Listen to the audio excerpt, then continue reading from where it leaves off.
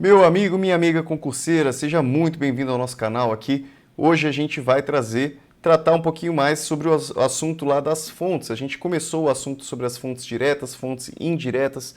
Falamos lá que as fontes indiretas são jurisprudência e doutrina, já que elas não possuem força cogente aqui com relação à atuação do juiz eleitoral. Agora a gente vai destrinchar cada uma dessas fontes diretas.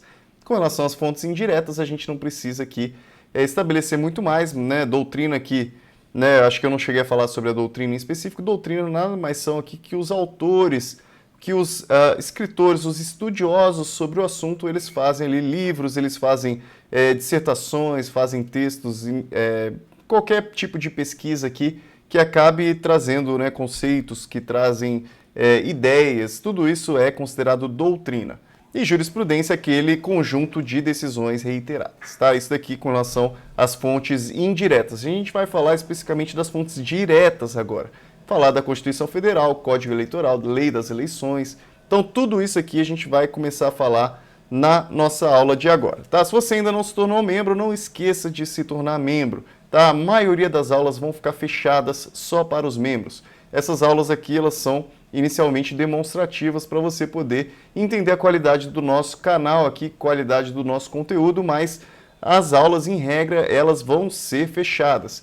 E eu já estou mostrando aqui para vocês, gente, eu já falei aqui, olha, as fontes aqui, elas são defasadas, elas vão dificultar muito o seu conhecimento se você simplesmente pensar, olha, eu vou estudar pelo Código Eleitoral. Você vai ter muita dificuldade na matéria, eu já estou te dizendo isso já de antemão. É muito importante que você tenha alguém te orientando nesses assuntos. E aqui realmente o intuito do canal é te orientar nesses assuntos e seguir um cronograma planejado para você ter um excelente desempenho no concurso, na prova de técnico especificamente, mas também te ajuda aqui para provas de analista, já que é o mesmo conteúdo de direito eleitoral. Então vamos lá, a gente vai falar sobre a Constituição Federal. Só lembrando também que às quartas-feiras, às 19 horas, a gente vai sempre fazer lives para a gente poder sempre consolidando os entendimentos, consolidando os planejamentos de estudo, as estratégias. Tá? Tudo isso a gente vai conversando sim nas quartas-feiras. Então vamos lá, Constituição Federal, sem mais enrolação. A Constituição Federal, é importante que você comece a estudá-la aqui, né? Principalmente lá dos artigos 14 e seguintes. Tá? Se você pegar lá a Constituição Federal, e aí eu falei já aqui para os nossos membros, tá, gente?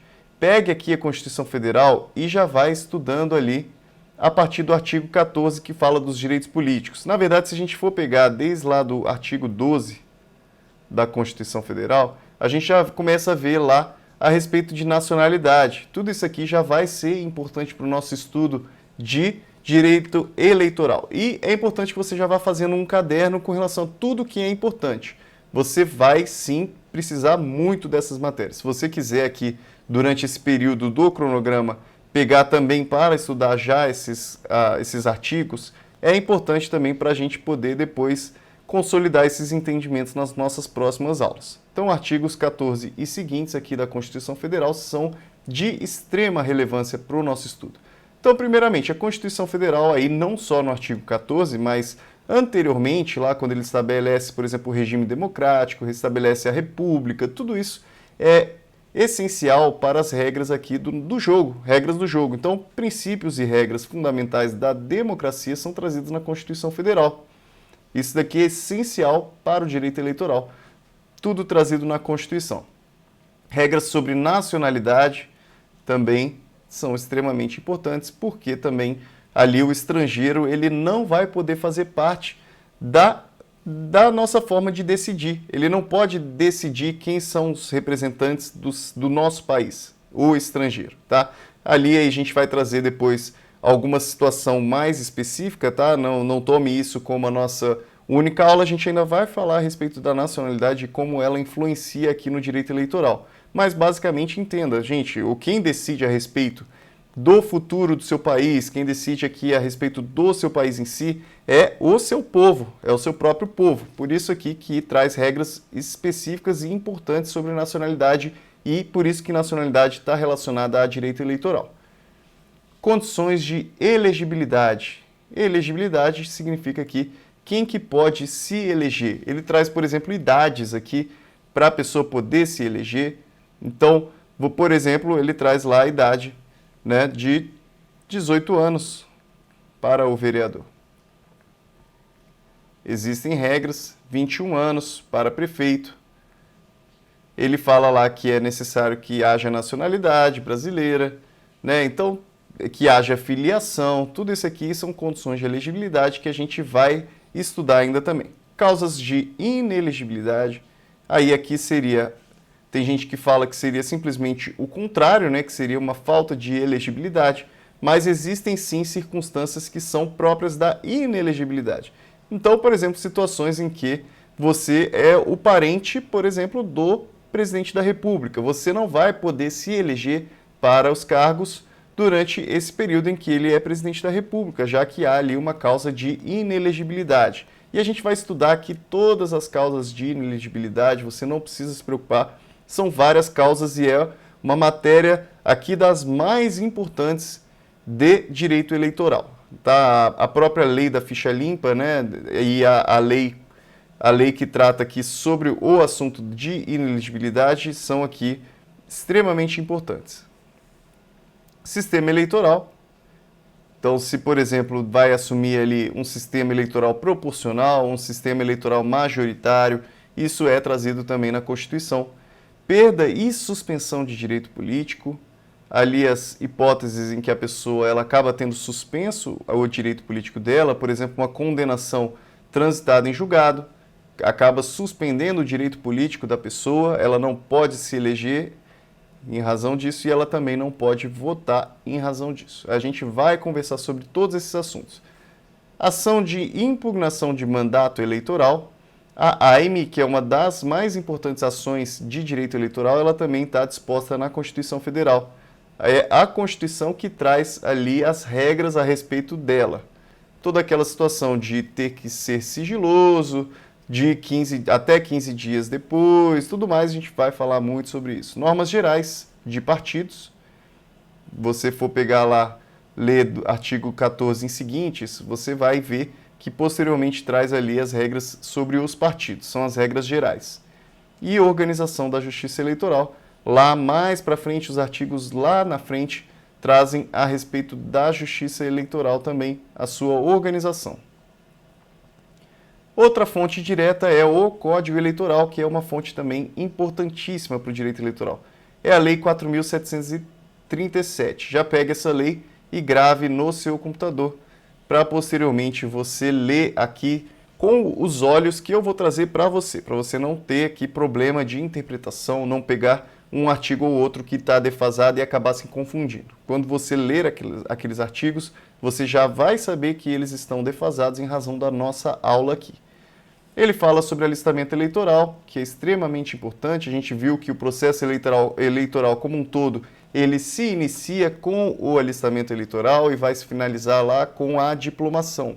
Então aqui o alistamento eleitoral, ele é realmente esse primeiro passo do processo eleitoral e ele é contínuo.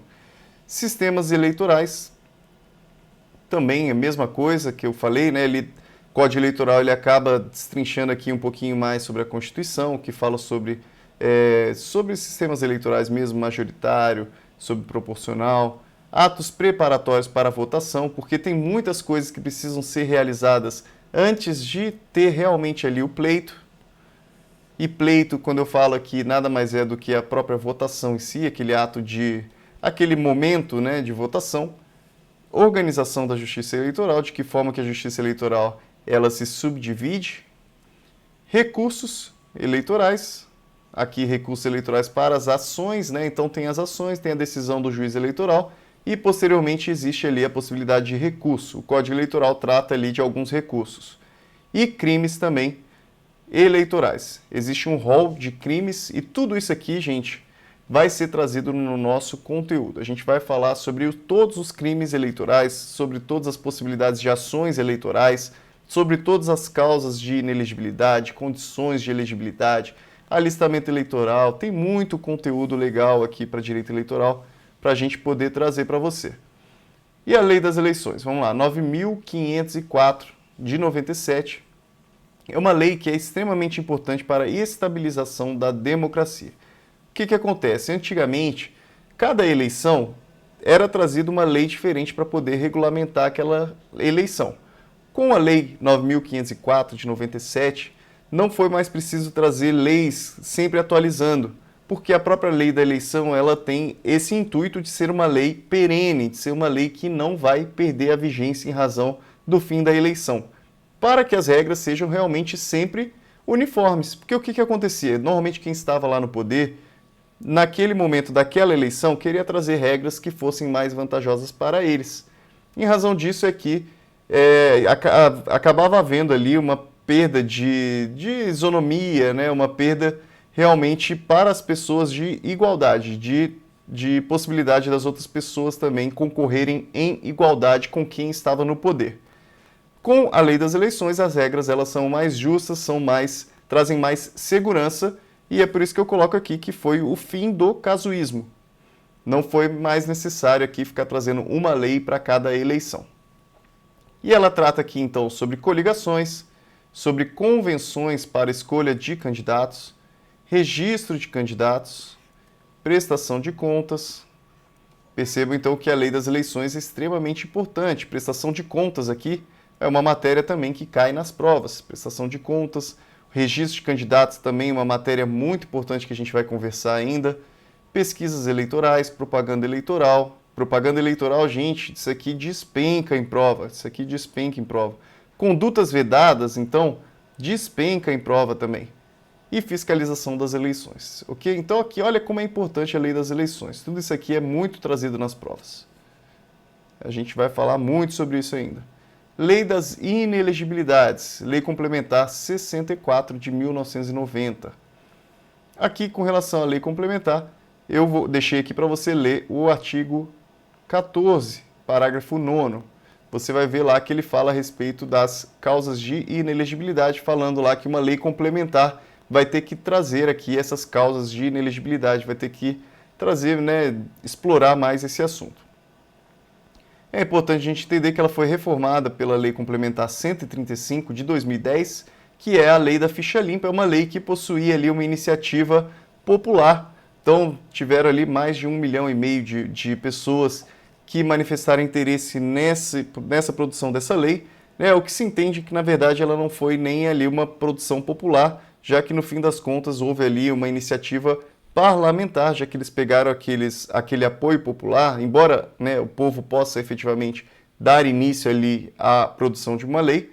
Na verdade, o que aconteceu com a Ficha Limpa é que havia todo esse apoio popular e os parlamentares ali entendendo que havia esse apoio popular ali manifestado por 1 milhão de assinaturas, 1,5 milhão de assinaturas, os parlamentares pegando esse apoio popular, eles fizeram ali a iniciativa de lei. Então, na verdade, é uma iniciativa parlamentar, mas houve sim esse entendimento aqui da população, as pessoas correram atrás de realmente pressionar ali os parlamentares. Tá? Então foi reformado pela lei da Ficha Limpa a lei das inelegibilidades. E depois a gente vai falar, olha, realmente a Ficha Limpa ela trouxe diversas modificações interessantes que a gente vai falar ainda. Inelegibilidades e artigo 22 e seguintes. Tá? Então aqui a lei de inelegibilidades ela trata das inelegibilidades e também a partir do artigo 22 ali para frente, ela começa a tratar também a respeito de alguns procedimentos das ações eleitorais. Fala então sobre a AIGE, que é a ação de investigação judicial eleitoral, e trata também da ação por captação ilícita de sufrágio, além de outras ações também relacionadas aqui, ela traz esses procedimentos relacionados a outras ações também. Tá? Então, aqui, para quem não sabe o que é a AIGE, é a ação de investigação judicial eleitoral. Tá? Aqui a Lei Complementar 64, ela trata do procedimento também dessa AIGE e da ação por captação ilícita. E aqui uma novidade muito interessante da Justiça Eleitoral é que são as resoluções do TSE. As resoluções do TSE também são fontes diretas da Justiça Eleitoral, fontes diretas aqui para a aplicação do direito eleitoral.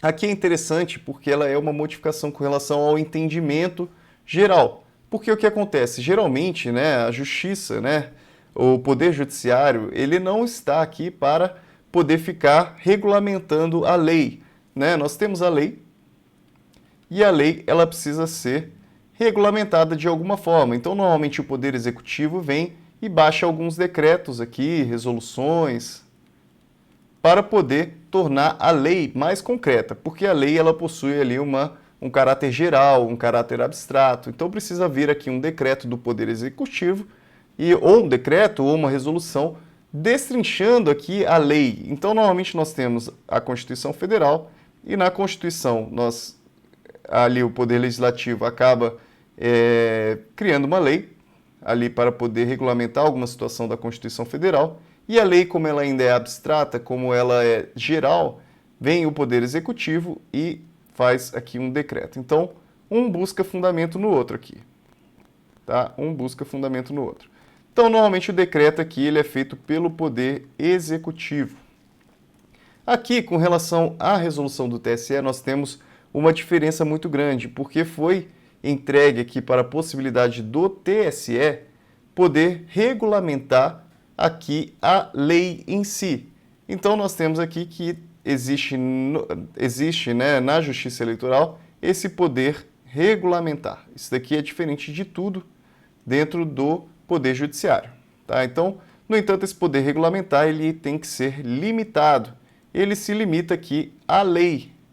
Assim como a lei ela não pode trazer situações além do que a Constituição Federal está trazendo, então ela não pode, por exemplo, trazer limitações que a Constituição Federal não traz. Ela simplesmente ali delimita todas as situações e vai realmente especificando ali o que a Constituição Federal está querendo dizer. Só que ela não pode criar novas situações que a Constituição Federal não criou. Assim, da mesma forma, o decreto. O decreto aqui ele está também limitado à lei. E também a resolução do TSE está limitada à lei. Isso daqui já trouxe muitas discussões, porque o TSE, em algum certo momento, ele estava, às vezes, até mesmo criando regras que eram abstratas, que eram gerais e que estavam praticamente substituindo a lei. Isso acabava trazendo um problema aqui de legitimidade, já que o TSE ele não possui legitimidade para a criação de leis, e sim aqui para poder realmente regulamentar aquelas leis. Então, as resoluções do TSE, nesse sentido aqui de regulamentação, foi instituído pelo Código Eleitoral, mas o Código Eleitoral, ele foi escrito lá durante o regime militar, durante uma ditadura. Então, ele precisava ser reafirmado de alguma forma e ele foi reafirmado na Lei das Eleições, na Lei 9.504, aqui no artigo 105. Depois também você grife esse artigo 105 lá na Lei das Eleições, muito importante. Tá, isso daqui nada mais é então do que a prerrogativa, isso é o poder de densificar, então tornar mais denso, de especificar ali o conteúdo das normas gerais e abstratas produzidas pelo Poder Legislativo. Tá? O Poder Legislativo cria aquela lei e o Poder Judiciário aqui por meio do TSE vai criar essas resoluções especificando a lei. Então, até o dia 5 de março do ano da eleição, tá? 5 de março do ano da eleição, o TSE, atendendo ao caráter regulamentar e sem restringir, isso aqui é importante, sem restringir direitos ou estabelecer sanções distintas das previstas nesta lei. Isso daqui é uma modificação que foi trazida justamente para impedir que o TSE ficasse criando leis, ficasse criando novas regras que limitassem aqui os direitos, que estivessem estabelecendo punições às pessoas. Tá? Então, por conta disso é que veio aqui essa modificação no artigo para poder realmente impedir o TSE de ficar criando normas gerais, nesse sentido aqui de estabelecendo direitos, restringindo direitos e estabelecendo sanções. Então ele precisa sim, nessa resolução, ele precisa atender, então ele precisa sim seguir aqui essa regulamentação sem restringir direitos ou estabelecer sanções da lei.